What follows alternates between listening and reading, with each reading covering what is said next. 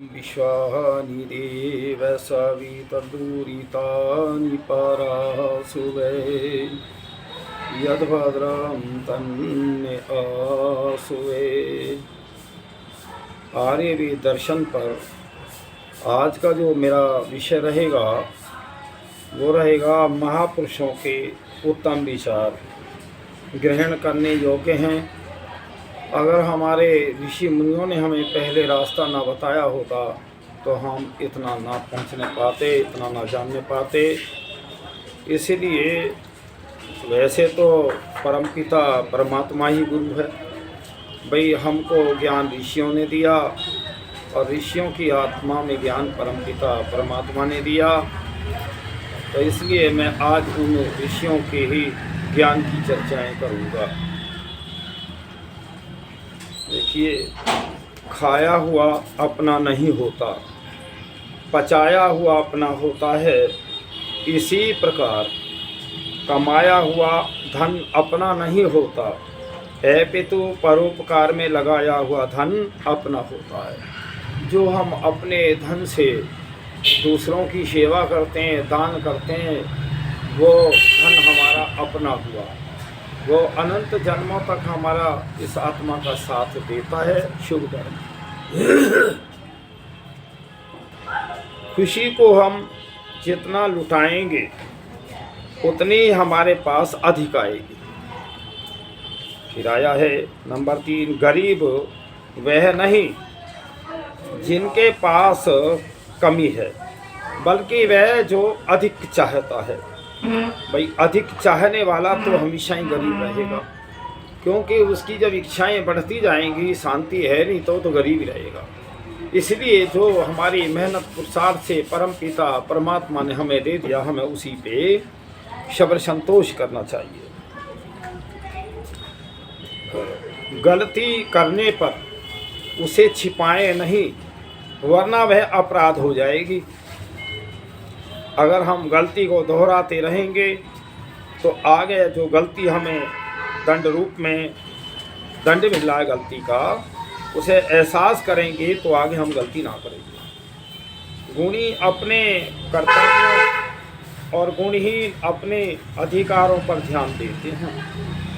भाई, जो गुणवान होगा वो अपना कर्तव्य समझ के करता है, और अभिमानी जो है जो वो अपने अधिकारों का वो करता है कि मैंने ये कर दिया, वो कर दिया। घर में मेल होना पृथ्वी पर स्वर्ग के समान है। देखिए, कई बार हमें कोई भी न लड़ने झगड़ने को मिले तो हम आपस में परिवार में लड़ते झगड़ते रहते हैं। तो यहाँ हमारे ऋषि कह रहे हैं कि परिवारों में जो शांति होती है, मेल होता है, वो स्वर्ग के समान है। तो इसलिए फिर घर में बची हुई दवाइयाँ जरूरतमंद रोगियों के लिए निःशुल्क वितरण करें। ये किसी की जीवन दाता हैं। भाई, दवाइयाँ ही तो जीवन दाता हैं। हमारे काम नहीं आ रही, हमसे बच रही है, तो हम किसी को दान करते हैं, किसी का जीवन बच जाए। कुछ ऐसा करो कि चारों दिशाएं मेरे आगे झुक जाएं। ऐसा ये है कर्म हमारा कि हम चारों दिशाओं में हमारी यश और कीर्ति फैल जाए, सभी लोग कहें बहुत अच्छा बहुत अच्छा। ऐसा हमें उत्तम कर्म करना चाहिए। और चींटी से अच्छा उपदेश कोई नहीं, और वह मुंह से कुछ नहीं बोलती है। छोटी से छोटी दिखने वाली बात को छोटा न समझो। बालू के कणों से पर्वत और क्षणों से वर्ष बनते हैं, और छोटी छोटी बातों से जीवन। अगर हम थोड़ा थोड़ा उपकार करते जाएं, संग्रह करते जाएं, तो हमारा जीवन बन जाएगा। समझो कि हम अच्छे कर्म कर रहे हैं, बुरे कर्म से बच रहे हैं, तो हम यही मुक्ति का कर्म है, यही मुक्ति का साधन है। और गलत कर्म मुक्ति की तरफ नहीं जाते, वो तो हमें नरक की तरफ ले जाते हैं। जब तुम किसी को कुछ दान दो तो इस तरह दान देना चाहिए कि तुम्हारा बायां हाथ दान दे, तो बायां हाथ इस बात को न जान पाए। कई बार लोग दान देते हैं, मैंने ये कर दिया, मैंने वो कर दिया, मैंने ये दे दिया, मैंने मंदिर बनवा दिया, मैंने वो बनवा दिया। तो इससे क्या है कि जो दान का हम ज़्यादा वो प्रचार करते हैं, एक तो अभिमान पैदा होता है, दूसरा जो है जो दान का यश है वो भी कम हो जाता है। तो इसलिए दान दे करके भूल जाना चाहिए। और दान क्या, ये तो सारा परमात्मा का है, मैं दे भी क्या रहा हूँ, मेरा कुछ है भी तो ना। तो इसलिए हमें अच्छे कार्य करते ही रहना चाहिए। जब आप पैदा होते हैं तो सिवाय आपके रोने के सब हंसने वाले होते हैं, और आप अपने जीवन को ऐसा बनाएं मृत्यु के समय आप हंस सकें और सब रोते जाएं। देखिए, इस जीवन से जब विदा होते हैं संसार से, दो प्रकार के मनुष्य हैं, कुछ रोते जाते हैं और कुछ हंसते जाते हैं। भाई जो धार्मिक कार्य करते हैं, अच्छाइयों में अपना जीवन लगाते हैं, बुढ़ापा आना है, जीवन नष्ट होना है, वो हंसते हुए जाते हैं, मैंने तो इस शरीर से बहुत काम ले लिया, अब ये मेरे काम का नारा, परमात्मा फिर मुझे आगे नया शरीर देगा। एक दूसरे व्यक्ति वो होते हैं जो अपने जीवन को और धन दौलत को इकट्ठा करते करते और उन्हें ही देखते रहते हैं, परिवार और उसमें सब में मोह रहता है, वो जाते हुए रो रहे हैं। वो सोच रहे हैं मैंने इतना ये किया, मैंने इतना इकट्ठा किया, मैंने इतनी महंगी गाड़ी ली, मेरा इतना परिवार, वो याद कर कर के रोते रहते हैं। ये संसार के लोगों, ये सारी वस्तुएं परमपिता परमात्मा की हैं, उसने कुछ हमसे लिया थोड़ी है। हम भी दान रूप में करें, सेवा रूप में इनको खर्च करें तो हमें वास्तव में मुक्ति मिलेगी। फिर आया है, जहाँ अकारण आदर सत्कार हो वहाँ परिणाम में दुख की आशंका करनी ही चाहिए। जैसे कोई बिना थोड़ी बात के लिए बहुत आदर सत्कार सम्मान कर रहा हो तो वहाँ ये सोच ले कि कुछ ना कुछ इस व्यक्ति का लोभ लालच है, सावधान रहना चाहिए। फिर आया है, जल अचूक दवा है, जल सब रोगों की औषधि है। अगर किसी को बेहोशी बेचैनी कुछ भी नहीं है तो उसे जल तो देना ही चाहिए। जल हमारे, जल से जीवन है, जल ही जीवन है हमारा। जहाँ तक हो सके सबको सुख पहुँचाया जाए तो अच्छा है, क्योंकि सब में ईश्वर है। अगर हम देखें तो कण कण में जब ईश्वर है, सारी चीज़ ही उसी की है, तो हम क्यों ना हम भी सुख जो है लोगों को दें, दुख किसी को ना दें। परम पिता परमात्मा सबको सुख दे रहा है, वो दुख किसी को नहीं दे रहा। जब तक एक मत, एक हानि, लाभ, एक सुख दुख परस्पर में न माने, तब तक उन्नति होना बहुत कठिन है। देखिए, आज संसार में एक शिक्षा नहीं है और ना ही एक धर्म है, ना एक विचार है, इसीलिए सारे झगड़े हैं। अगर हम प्राचीन में लौटते हैं अनादिकाल में, तो पहले शिक्षा जो थी वो वेदों की थी, सबको एक समान शिक्षा थी, सब ये जानते थे, उस शिक्षा में ये ज्ञान कराया जाता है, ये मानव तू संसार में क्यों आया है। आज जो शिक्षा है, पहले तो इनमें मतांतर भेद और वो हैं, तो ये जो है केवल लड़ाई झगड़ा हमें सिखा रही हैं। अगर दुनिया की शिक्षा एक हो जाए, मैंने तो कहा कि दुनिया वालों, जब तक ही वेदों की शिक्षा हमारे पाठ्यक्रम में नहीं आएगी, विद्यालय में नहीं आएगी, तब तक शांति नहीं हो सकती। फिर आया है, ज्यों ज्यों धन की थैली दान से खाली होती है, दिल भरता जाता है। वही दानी जब दान करते हैं तो जितना जितना दान करते हैं, थैली खाली हो जाती है तो दिल बहुत उत्साह और उमंग होता है, दिल भरता जाता है। जिसने गर्व किया तो उसका पतन अवश्य हुआ। भाई किसी को देख लो, रावण को देख लो, कंस को देख लो, जो भी अभिमानी रहे, दुर्योधन को देख लो, वो नष्ट ही हो गई। नष्ट तो खैर सबने होना है, पर वो पाप और पुण्य की कमाई लेके गए। ये विचार करो, जिसने अपना आत्मसम्मान खो दिया वह जीवित लाश के समान है। जब तुमने सम्मान ही खो दिया तो बचा क्या? फिर तो ये जो हमारा शरीर है लाश के समान है, जिसे हर कोई देने को तैयार है पर लेता कोई नहीं। ऐसा वस्तु है उपदेश व सलाह। तो इसलिए अच्छी बातों की सलाह और उपदेश देते रहो। कोई माने न माने वो अलग बात है। मैं तो सारे दिन लोगों को शराब पे, गुटखे, तंबाकू, बीड़ी, सिगरेट को देखता हूँ। अंडे मांस पर मेरा प्रचार चलता ही रहता है। मैं प्रतिज्ञाएं कराता हूँ, मैं लोगों से कान पकड़वाता हूँ, भाई ये जब तू गुटखा खा रहा है तो इसे थूकता क्यों है? इसे खा ले जब तू पैसे से लाया। बीड़ी का धुआं, सिगरेट का धुआं निकालते हैं, भाई जब तुम पैसे से खरीद के लाए हो इसमें है धुआं, और बाहर निकाल तो वातावरण भी तो तुम दूषित कर रहे हो। या तो इस धुएं को अंदर ही ले जाओ और नहीं तो छोड़ दो। इस प्रकार से जो है मैं समझाता हूँ, अंडे मांस खाना ये शरीर का भोजन नहीं है। ये तो शरीर तो हमारा शुद्ध शाकाहारी बनाया है। शाकाहार के अलावा अगर हम अंडे मांस का इस्तेमाल करेंगे तो निश्चित ही ये शरीर हमारा चलेगा ही, बीमार हो जाएगा। तो इसलिए जिह्वा में माधुर्य ला। हमारी जो वाणी है, वाणी में मिठास होना चाहिए। वाणी मीठी हो, वाणी सत्य हो, धर्मयुक्त हो तो हर आदमी वाणी को सुनेगा। फिर जिस दिन से दूसरों से बुराई में रस आने लगे उस दिन से आपकी अच्छाइयाँ कम होने लगी।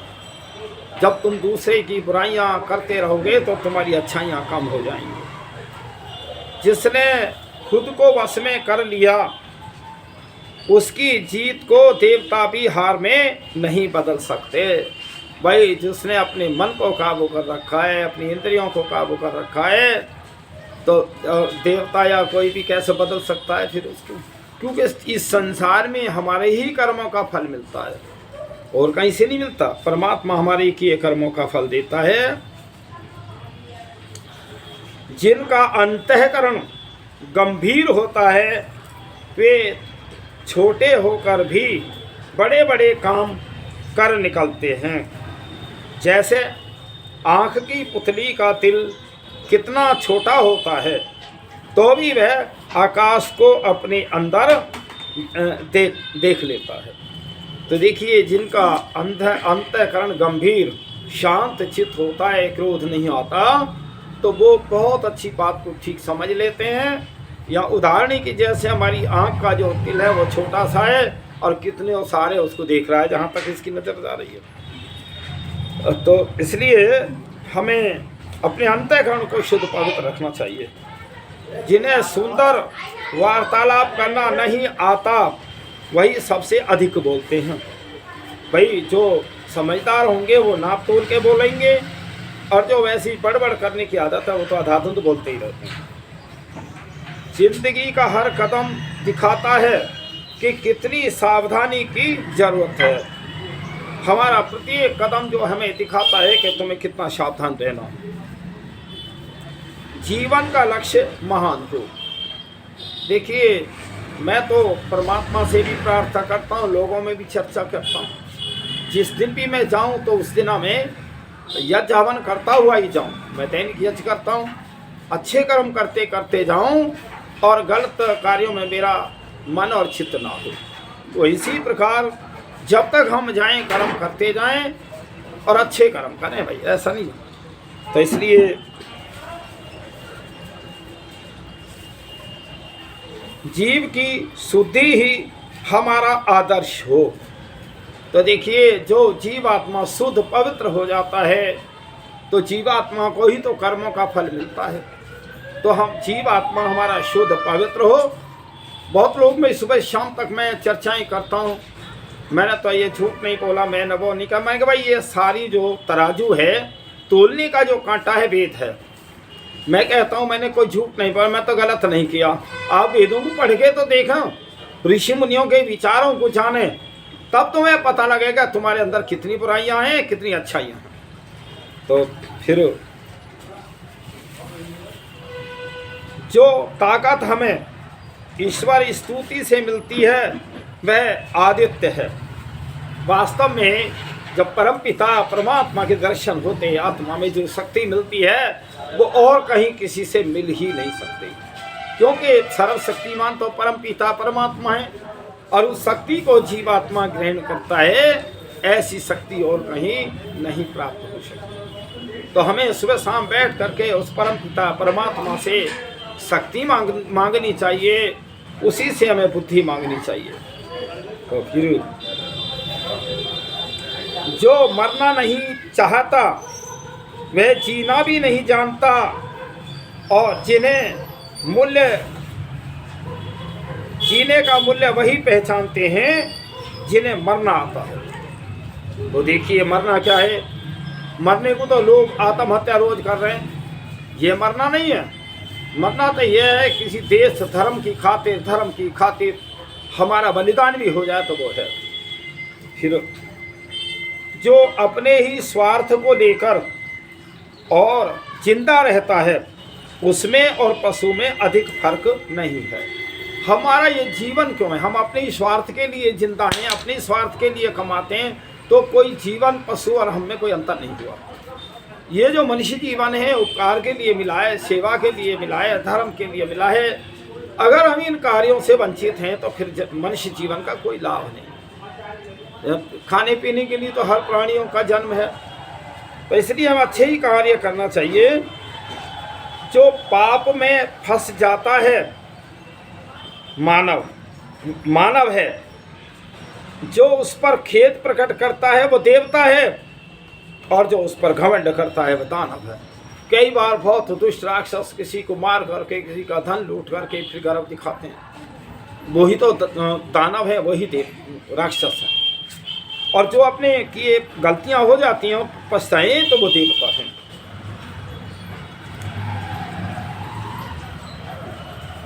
जो तुम कहना चाहते हो उसे पहले करके दिखा दो, तभी कहने के अधिकारी हो सकते हैं, और हो तभी संसार उसको सुनेगा और मानेगा।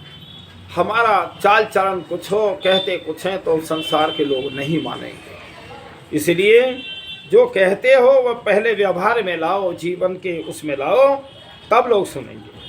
जो सचमुच भीतर से स्वच्छ है वह बाहर से अस्वच्छ हो ही नहीं सकता।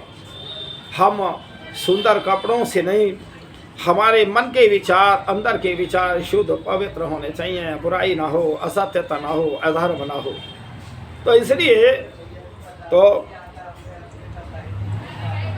तभी संसार आपकी बात को मानेगा। जो मानव एक पाठशाला खोलता है वह विश्व का एक बंदी गृह बंद कर देता है। देखिए जो ज्ञान देते हैं तो एक बंदी गृह जेल खाने से उस आत्मा को ज्ञानी निकाल देते हैं। उसको ज्ञान मिल गया तो इससे उत्तम और काम भी क्या है। जो तुम्हारे सामने औरों की निंदा करे वह औरों के सामने तुम्हारी निंदा करेगा। तो इसलिए उस पर विश्वास ना करो जो चुगलखोर होते हैं। कुछ लोगों का तो धंधा ही है, वो ये कर रहा, वो ये कर रहा, वो सारे दिन यही कथा घटते रहते हैं। कोई आदमी जो बाहर से मेरे पास दूसरे की बुराई कर रहा है, मेरे पास से जाएगा, मेरी बुराई वहाँ करेगा। कुछ लोगों का धंधा ही ऐसा है, और अपने में 100 अवगुण है उनके अंदर। जो किसी को दुख नहीं देता और सबका भला चाहता है वह अत्यंत सुखी रहता है। भाई वास्तव में जो दूसरे का कल्याण चाहेगा तो वो तो वैसे भी सुखी रहेगा, और जो दूसरों का नुकसान चाहेगा तो उसकी आत्मा में छल कट भरा रहेगा। वैसे ही कर्म करेगा तो दुखी रहेगा, और अच्छे कर्म करेगा, अच्छे उपदेश देगा, लोगों की सेवा करेगा तो उसकी आत्मा में भी अच्छा ही ज्ञान होगा, तो वो सुख पाएगा। जो अनंत को चुन लेता है वह अनंत द्वारा चुन लिया जाता है। यह अनंत शब्द है परमात्मा का। भाई है ही अनंत, वही अनादि भी वो है, सर्वशक्तिमान भी है। तो इसलिए जो अनंत परम पिता परमात्मा को जान लेता है, चुन लेता है, तो उस परम पिता परमात्मा के ज्ञान से और चुने हुए से अनंत द्वारा चुन लिया जाता है। उस पर परमात्मा अपनी कृपा करते हैं, प्रसन्न होते हैं, तुम्हारी सारी मनोकामना फिर पूर्ण होती है। जो गुजर चुके हैं उनके लिए शोक मत कर। कई बार क्या है, कोई व्यक्ति मर गया, उसका हम शोक करते रहते हैं, अरे वो जो अच्छा व्यक्ति था तो उसके तुम गुणों को ग्रहण करो, उनसे अपने जीवन को बदलो। उसके पीछे रोते रहो तो कोई लाभ नहीं होने वाला। इसीलिए मैं कल भी मेरी चर्चा थी कि जैसे हमारे महापुरुषों की मूर्तियां हैं बना रखी हैं, कई लोगों से बड़े प्रश्न होते हैं, वो कहते हैं कि भगवान मूर्ति में भी तो है। जब कण कण में मन के मूर्ति में तो है भगवान और कण कण में है वो, तो इसको तो हम मना ही नहीं कर सकते कि मूर्ति भगवान नहीं है। लेकिन मूर्ति भगवान नहीं है। अब ये मूर्तियाँ जो हैं हमारे महापुरुषों की हैं, राम की हैं, श्री कृष्ण की हैं, हनुमान जी की हैं, जो भी हमारे रहे शिव इत्यादि। तो ये जो है जो महापुरुष हमारे, इसीलिए तो हम उनको पूछते हैं, इसलिए मानते हैं कि वे अच्छे लोग थे। लेकिन पत्थर की पूजा से, पत्थर पर जो है मिष्टान चढ़ाने से, दूध चढ़ाने से तुम्हें लाभ नहीं होगा। उनकी जो मूर्तियाँ आकृतियाँ, उनके इतिहासों को पढ़ो, उनके जीवन को पढ़ो और अपने जीवन का सुधार करो, निश्चित लाभ होगा। लेकिन आप ऐसे ही हाथ जोड़ के बैठे रहें और उनको जो है उनको ही पूछते रहें तो कुछ लाभ होने वाला नहीं है। बल्कि आपकी जो बुद्धि है वो आपकी बुद्धि भी जड़ हो जाएगी। मुझे बता दो, किसी भी मूर्ति पूजक ने कहीं कोई जान लिया हो, ईश्वर के दर्शन किए हो, ईश्वर के बारे में बता दे, जीवात्मा के बारे में बता दे। तो ये जो है मूर्ति पूजा भी हमारी बुद्धि को जड़ करती है, जड़ बुद्धि बना देती है, ज्ञान पे जो है पर्दा डालती है। ये जो गुजर चुके उनके लिए शोक मत कर। जो कुछ आता है वह सब जाता भी है। इस संसार में जो आया है वो जाएगा निश्चित। जब धन आता है तो धन जाता भी है। जो तुझको हासिल है उसी पर सब्र कर और संतोष कर, ताकि ईश्वर भजन में किसी दूसरी चीज़ की तरफ ध्यान न जाए। बहुत अच्छे अच्छे हमारे ऋषि मुनियों ने हमें ज्ञान दिया, ऐसा ज्ञान जो वैदिक संस्कृति में, विश्व में कहीं है ही नहीं। यही तो सारी गड़बड़ है कि लोग जो वेद का ज्ञान है उसको पढ़ते नहीं, सोचते नहीं और वैसे ही उठ पटांग गपोड़े में सारे दिन गुजारते हैं। तो यहाँ कहा है कि भाई जितना हमें परमात्मा ने दिया उस पर सब्र करो और बहुत ज़्यादा की हो नहीं, और शांति में जीवन बीतेगा। जो स्वार्थवश होकर परहानि मात्र करता है वह जानो पशुओं का भी बड़ा भाई है। तो जो स्वार्थवश दूसरे का धन छीनते हैं, जमीन ज़्यादा छीनते हैं, स्त्रियों के झगड़े हैं, तो ये समझो इसको हमारे ऋषियों ने पशुओं का बड़ा भाई बताया उसको। ये तो राक्षस पर वृत्ति है। तो यह मनुष्य जो है ऐसी राक्षस वृत्ति को छोड़ दे, अच्छे अच्छे कर्म करे, इसलिए मानव जीवन मिला है। ये मानव जीवन हमें मुक्ति प्राप्ति के लिए मिला है, बंधनों से छूटने के लिए मिला है। और कोई ऐसा रास्ता नहीं है कि जो बंधन से छूट जाए आत्मा, जन्म मरण के बंधन से। तो इसलिए एकमात्र ये मनुष्य जीवन ही है जो हमें बंधनों से छुड़ा सकता है। बंधनों से तब छूटोगे जब धर्म अनुसार काम करोगे, और धर्म जो है जब जानोगे जब पहले वेदों को पढ़ो। जो ईश्वर की न्याय व्यवस्था है वो क्या है, वो धर्म है। तब तो तुम ज्ञानी बनोगे। जो स्वार्थवश होकर परहानि मात्र दूसरों का धन छीनता है वो पशुओं का बड़ा भाई है। जो केवल भांड के समान परमेश्वर के गुण कीर्तन करता जाता और अपना चरित्र नहीं सुधारता, उसका स्तुति करना व्यर्थ है। तो देखिए कई बार तो जो है मंदिरों में देखता हूँ ताली बजाते हैं, खूब नाचते कूदते हैं।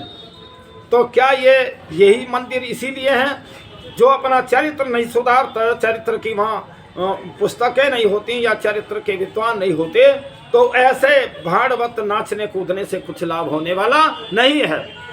उल्टा जो है दुष्प्रचार कर रहे हो, जो नए लोग आएंगे वो भी उसी में मिल जाएंगे। तो ये विचार करो